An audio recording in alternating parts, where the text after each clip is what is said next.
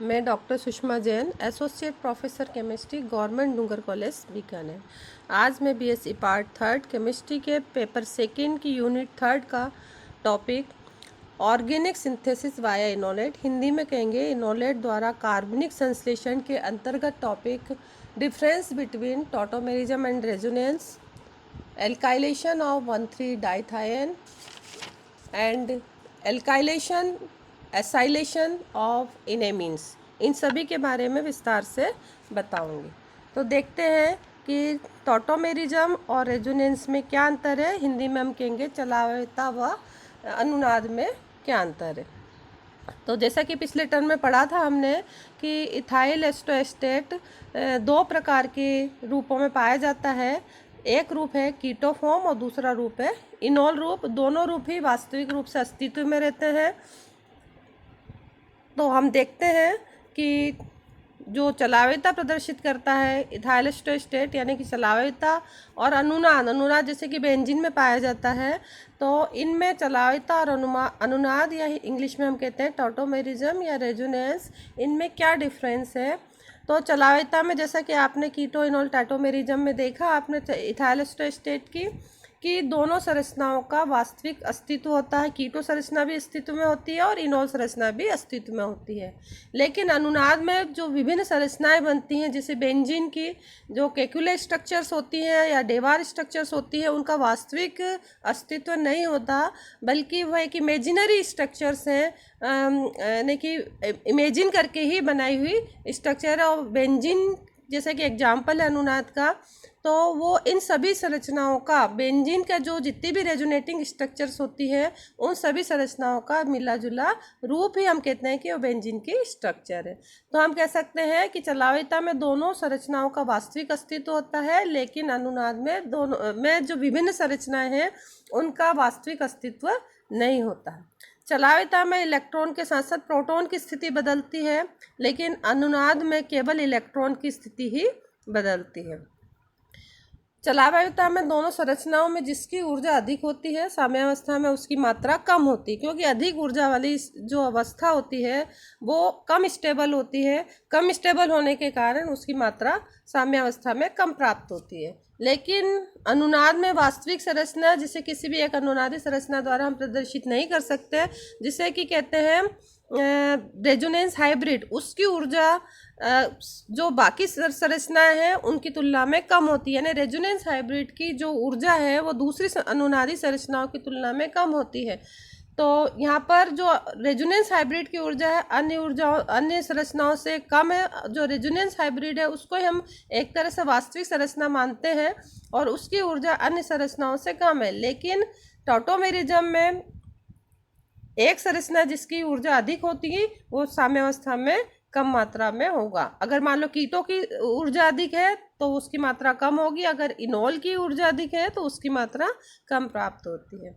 Tautomerism में जो दोनों स्ट्रक्चर्स हैं, कीटो फॉर्म और इनोल फॉर्म, दोनों को आधे तीरों के द्वारा प्रदर्शित करते हैं।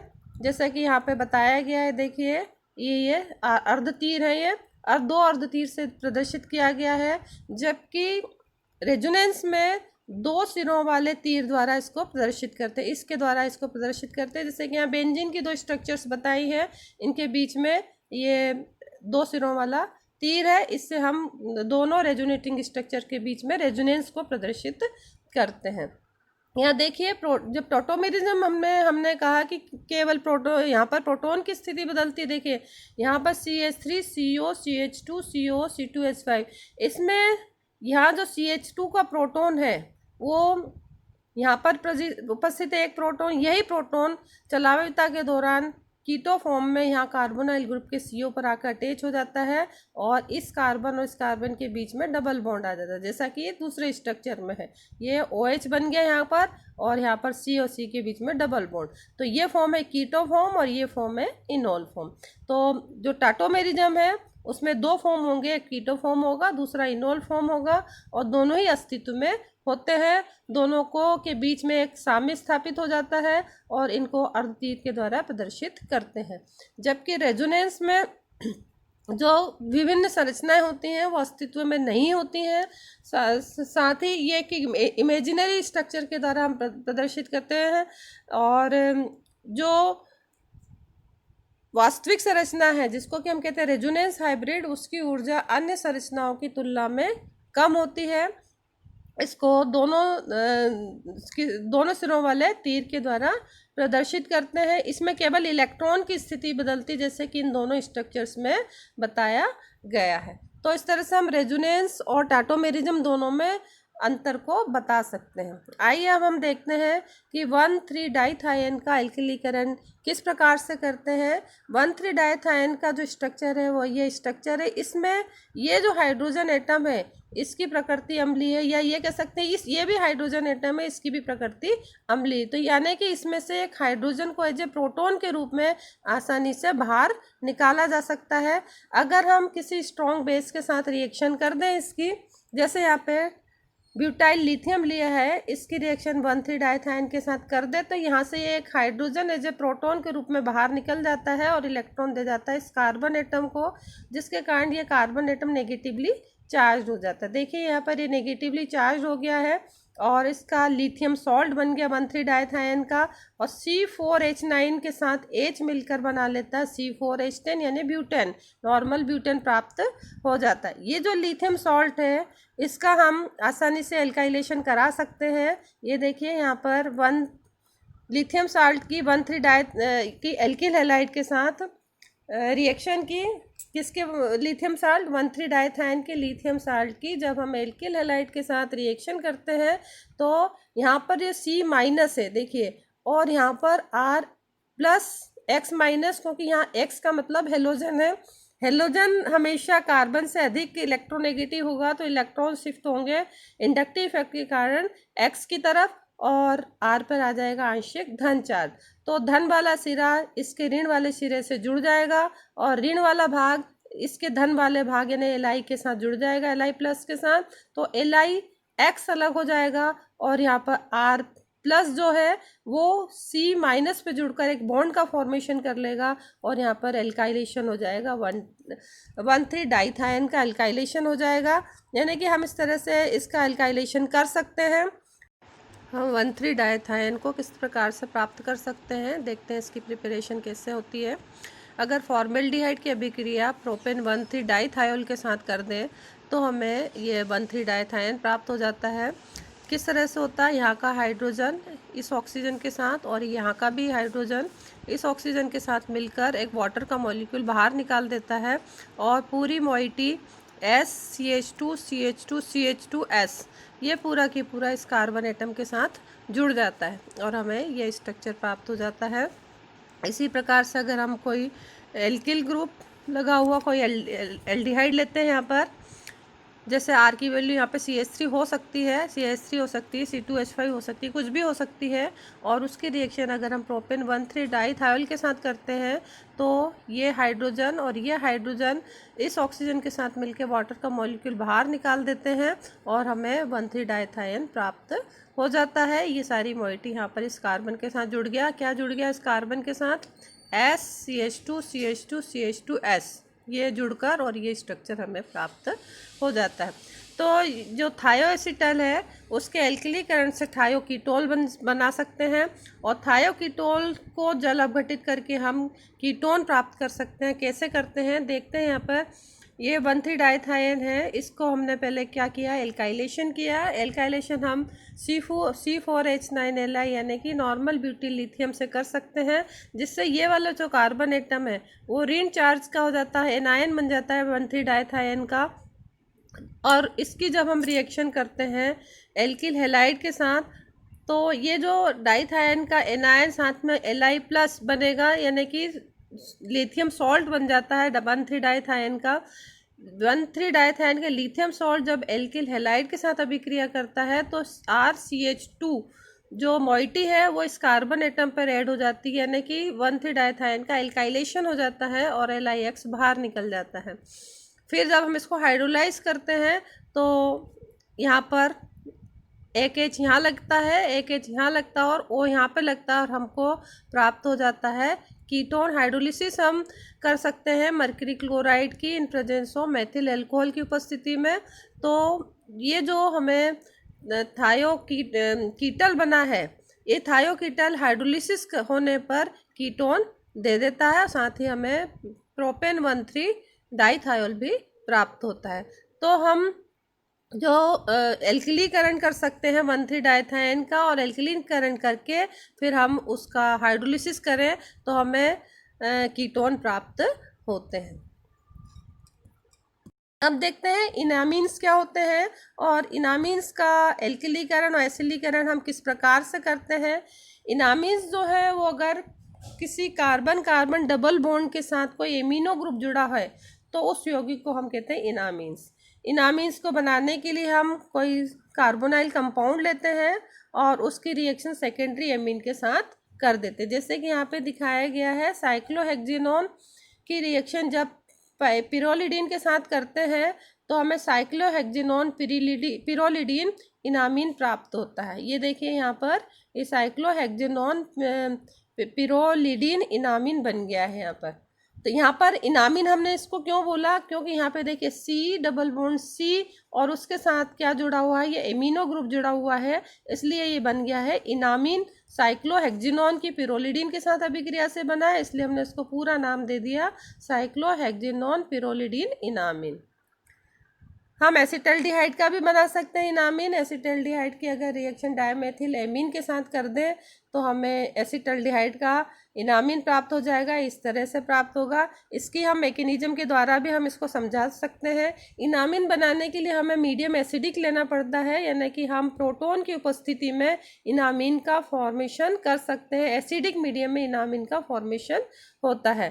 तो देखते हैं इसकी जो इनामीन की फॉर्मेशन की जो मैकेनिज्म है वो किस प्रकार से होती है। जैसा कि इस रिएक्शन में CH3CHO की अभिक्रिया की है CH3 whole twice NH dimethyl amine के साथ। तो यहाँ पर ये लिया है CH3CHO और ये डायमेथिल एमीन। यहाँ पे कार्बन से अधिक इलेक्ट्रोनेगेटिव ऑक्सीजन है, इसलिए बॉन्डिंग के इलेक्ट्रॉन शिफ्ट होंगे ऑक्सीजन पर। ऑक्सीजन पर आएगा नेगेटिव चार्ज और कार्बन पर आएगा प्लस चार्ज, यानी कि धन चार्ज आएगा।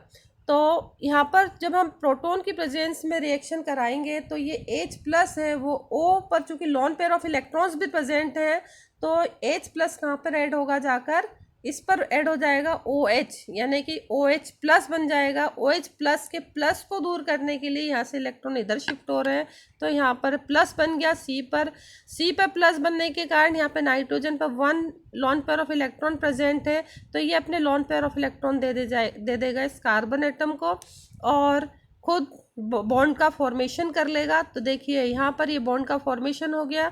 साथ ही क्या होगा, चूंकि इस नाइट्रोजन ने अपने लॉन पेयर ऑफ इलेक्ट्रॉन्स दिए हैं इस कार्बन एटम को बॉन्ड फॉर्मेशन के लिए, तो इस नाइट्रोजन पे पॉजिटिव चार्ज आ जाएगा। देखिए यहाँ पर ये पॉजिटिव चार्ज आ गया और इस ऑक्सीजन पे हाइड्रोजन आके जुड़ा है, प्रोटॉन आके जुड़ा है, तो ये OH बन गया यहाँ पर। अब OH और H, चूँकि यहाँ पर देखिए नाइट्रोजन पर पॉजिटिव चार्ज है तो एस्टेबल है, इसको अपने इलेक्ट्रॉन की आवश्यकता, तो यहाँ से इलेक्ट्रॉन को खींचना चाहेगा। इस कोशिश में हाइड्रोजन एज ए प्रोटॉन के रूप में बाहर निकल जाएगा। तो 2 इलेक्ट्रॉन कहाँ आ गए, यहाँ पर आ गए, इस नाइट्रोजन के पास आ गए। साथ ही क्या हुआ, ये OH एज OH- के रूप में बाहर निकला, तो इस कार्बन पर क्या हुआ, इलेक्ट्रॉन की कमी होगी, यानी कार्बन पे क्या हो गया, पॉजिटिव चार्ज बन गया। यहाँ पे 2 इलेक्ट्रॉन हो गए, तो 2 इलेक्ट्रॉन और यहाँ का पॉजिटिव चार्ज मिलके एक डबल बॉन्ड का यहाँ पे फॉर्मेशन कर लेगा। यहाँ पे ये देखिए ये बन गया CH3CH double bond N + CH3 whole twice. तो इसको हम बोलते हैं इमीनियम आयन। ये जो आयन बना है इसको हम कहते हैं इमीनियम आयन। अब चूंकि नाइट्रोजन पॉजिटिवली चार्ज हुआ है तो ये बॉन्डिंग के इलेक्ट्रॉन्स को इधर खींचता है। खींचने के कारण ये जो 2 इलेक्ट्रॉन बॉन्डिंग के आ गए यहाँ पे, तो नाइट्रोजन तो हो गया न्यूट्रल, लेकिन इस कार्बन पे आ गया पॉजिटिव चार्ज। तो कार्बन पे पॉजिटिव चार्ज आने के कारण क्या करेगा, इसके पास के कार्बन से इलेक्ट्रॉन को खींचना चाहेगा। तो खींचने के कोशिश में यहाँ से एक जो प्रोटॉन है वो बाहर निकल जाएगा और यहाँ पर इलेक्ट्रॉन दे के जाएगा, चूँकि हाइड्रोजन एज ए प्रोटॉन के रूप में बाहर निकल रहा है, तो यहाँ पर 2 इलेक्ट्रॉन्स आ जाएंगे। 2 इलेक्ट्रॉन्स होने के कारण ये यहाँ पर पॉजिटिवली चार्ज है, यहाँ पर ये 2 इलेक्ट्रॉन्स हैं, तो इस कार्बन और इस कार्बन के बीच में बॉन्ड का फॉर्मेशन हो जाएगा, यानी डबल बॉन्ड क्रिएट हो जाएगा यहाँ इस कार्बन और इस कार्बन के बीच में। तो यहाँ पर हाइड्रोजन एज ए प्रोटॉन के रूप में बाहर निकला है और यहाँ पर क्या हुआ कि एक इनामीन का फॉर्मेशन हो गया है। ये इनामीन स्टेबल क्वांटिटी है, इसमें ये अनुनाद के द्वारा स्टेबलाइज्ड भी हो जाता है। कैसे स्टेबलाइज्ड होता है देखते हैं। यहाँ पर देखिए नाइट्रोजन पर 1 लोन पेयर ऑफ इलेक्ट्रॉन है, तो ये अपने इलेक्ट्रॉन को देता है इस कार्बन एटम को, तो इस नाइट्रोजन और कार्बन के बीच में डबल बॉन्ड बन जाता है और यहाँ पे जो कि डबल बॉन्ड है ये इलेक्ट्रॉन शिफ्ट हो जाएंगे इधर इस कार्बन पर, तो इस पर आ जाएगा नेगेटिव चार्ज। इस सी और इस नाइट्रोजन के बीच में आ जाएगा डबल बॉन्ड, चूँकि नाइट्रोजन ने अपने लोन पेयर ऑफ इलेक्ट्रॉन दिए हैं इसलिए इस पर आ जाएगा पॉजिटिव चार्ज। यहाँ पर देखिए ये नाइट्रोजन पर आ गया पॉजिटिव चार्ज, कार्बन पे आ गया नेगेटिव चार्ज और इस कार्बन इस नाइट्रोजन के बीच में डबल बॉन्ड का फॉर्मेशन हो गया। यानी कि जो इनामीन बना है वो इन 2 स्ट्रक्चर के बीच में अनुनाद करता रहता है और इसलिए स्टेबलाइज्ड हो जाता है। अब यहाँ पर जो बीटा कार्बन एटम है, ये अल्फा कार्बन एटम, ये बीटा कार्बन एटम है, इस पर नेगेटिव चार्ज आ गया तो ये एक न्यूक्लियोफाइल की तरह व्यवहार करेगा। न्यूक्लियोफाइल का मतलब है कि इसके पास चूंकि इलेक्ट्रॉन की अधिकता है तो ये ऐसे मॉलिक्यूल को अट्रैक्ट करता है जो कि पॉजिटिवली चार्ज हो, यानी कि खुद कैसा हो गया, ये न्यूक्लियोफाइल हो गया और ये अपने इलेक्ट्रॉन्स को देकर उस पॉजिटिवली चार्ज्ड यानी कि हम कह सकते हैं इलेक्ट्रोफाइल को देकर और बॉन्ड का फॉर्मेशन कर सकता है। तो इस कार्बन के नेगेटिव चार्ज होने के कारण ये एक न्यूक्लियोफाइल की तरह व्यवहार करने लगता है। अब देखते हैं कि किस प्रकार से जो इनामीन बनता है, इनामीन का अल्काइलेशन होता है और फिर अगर हम हाइड्रोलिसिस कर दें तो उनसे कीटोन का फॉर्मेशन होता है। ये जो रिएक्शन है ये ऑर्गेनिक सिंथेसिस में बहुत अधिक काम की रिएक्शन है, क्योंकि जितने भी एल्किल कीटोन का संश्लेषण करना है अथवा एसिल कीटोन का संश्लेषण करना है तो हमें इनामीन के एल्किलीकरण करके और फिर हाइड्रोलिसिस करके इनका संश्लेषण बहुत आसानी से किया जा सकता है। तो सिंथेटिकली उपयोग में ये वाली रिएक्शन है। यहाँ पर ये इनामीन है, इस इनामीन की रिएक्शन जब हम एल्किल हैलाइड के साथ करते हैं, यानी कि हम क्या कर रहे हैं, इनामीन का एल्काइलेशन कर रहे हैं, तो एल्काइलेशन के दौरान क्या होगा, यहाँ पर ये नाइट्रोजन पर लोन पेयर ऑफ इलेक्ट्रॉन्स हैं, ये इधर शिफ्ट होंगे और ये वाले इलेक्ट्रॉन इधर, तो यहाँ पे माइनस चार्ज आ जाएगा। इस नाइट्रोजन इस कार्बन के बीच में डबल बॉन्ड का फॉर्मेशन हो जाएगा जैसा कि इस स्ट्रक्चर में दिखाया गया है। अब जब हम एल्काइलेशन करेंगे तो Br पे आंशिक ऋण चार्ज आएगा, CH2 पर आंशिक धन चार्ज आ जाएगा, क्योंकि Br अधिक इलेक्ट्रोनेगेटिव है कार्बन से, तो प्लस वाला जो पार्ट है वो माइनस वाले पार्ट पर जाकर जुड़ जाएगा और इस तरह से एल्काइलेशन हो जाएगा। किसका, Br as a Br minus के रूप में बाहर निकल जाएगा, एल्काइलेशन हो जाएगा इस एनामीन का। यहाँ पर देखिए एल्काइलेशन हो चुका है। अब जब हम हाइड्रोलिसिस करेंगे, जल अपघटन करेंगे, तो जो एल्काइलेटेड इनामीन है इसके हाइड्रोलिसिस करके एक कीटोन देगा जिसका कि नाम है 2 एल्किल साइक्लोहेक्जेनोन। चूँकि ये इतनी पूरी स्ट्रक्चर है साइक्लोहेक्जेनोन की, 2 पोजीशन पे एल्किल ग्रुप जुड़ा है, इसलिए हम इसको कहेंगे 2 एल्किल साइक्लोहेक्जेनोन।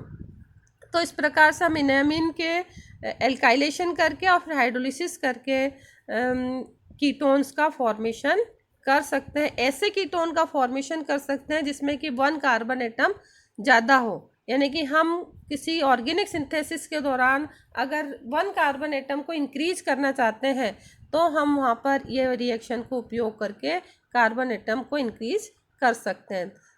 अब हम देखते हैं कि जैसे हम यहाँ पर एल्काइलेशन कर सकते हैं, इसी प्रकार से अगर हम यहाँ पर RCH2Br की जगह पर अगर हम यहाँ पर एसाइल ग्रुप उपयोग कर लें, यानी कि CH3COCl को उपयोग कर लें, ये CH3CO ग्रुप जो है वो कहलाता है एसाइल ग्रुप। तो एसाइल हैलाइड का उपयोग करके हम किसी भी इनामीन का एसाइलेशन कर सकते हैं। एसाइलेशन एसाइल हैलाइड के द्वारा किया जा सकता है, जैसे एल्काइलेशन एल्किल हैलाइड के द्वारा करते हैं, इसी प्रकार से एसाइलेशन एसाइल हैलाइड के द्वारा करते हैं। फर्स्ट प्रोसीजर में हम क्या करना होगा, हमें साइक्लोहेक्सेनॉन और मॉर्फोलिन से एक इनामीन का फॉर्मेशन करते हैं। ये इनामीन का फॉर्मेशन हो गया और फिर हम इसका एसाइलेशन कर रहे हैं। तो रिएक्शन सेम बिल्कुल एल्काइलेशन की तरह ही है। यहाँ पर भी ये जो डबल बॉन्ड है इधर शिफ्ट होगा तो यहाँ पे माइनस चार्ज आ जाएगा और ये प्लस बन जाएगा। इस नाइट्रोजन पे 2 इलेक्ट्रॉन है, इसलिए इस कार्बन और इस नाइट्रोजन के बीच में बॉन्ड का फॉर्मेशन हो जाएगा, डबल बॉन्ड बन जाएगा। नाइट्रोजन ने क्योंकि अपने इलेक्ट्रॉन दिए हैं इसलिए इस पर प्लस चार्ज आ जाएगा। यहाँ देखिए ये प्लस चार्ज आ गया है और ये स्ट्रक्चर नेक्स्ट स्ट्रक्चर प्राप्त हो जाएगी एसाइलेशन के दौरान। अब अगर हम इसका जल अपघटन करेंगे तो जल अपघटन करने पर हमें अल्फा एसिटाइल साइक्लोहेक्सेनॉन प्राप्त होगा।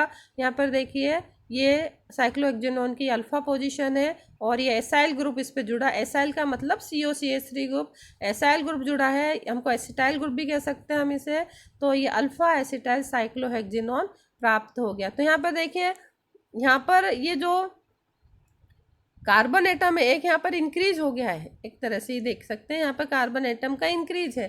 तो हम इन रिएक्शंस का उपयोग करके यानी कि इनामीन का एल्काइलेशन करके अथवा एसाइलेशन करके और फिर उसका हाइड्रोलिसिस करके हम कई सारे एसिल एल्किल और एसाइल कीटोनों का संश्लेषण कर सकते हैं। इसलिए ये जो रिएक्शन है ये बहुत अधिक सिंथेटिक उपयोग की है, बहुत अधिक महत्वपूर्ण रिएक्शंस हैं। धन्यवाद।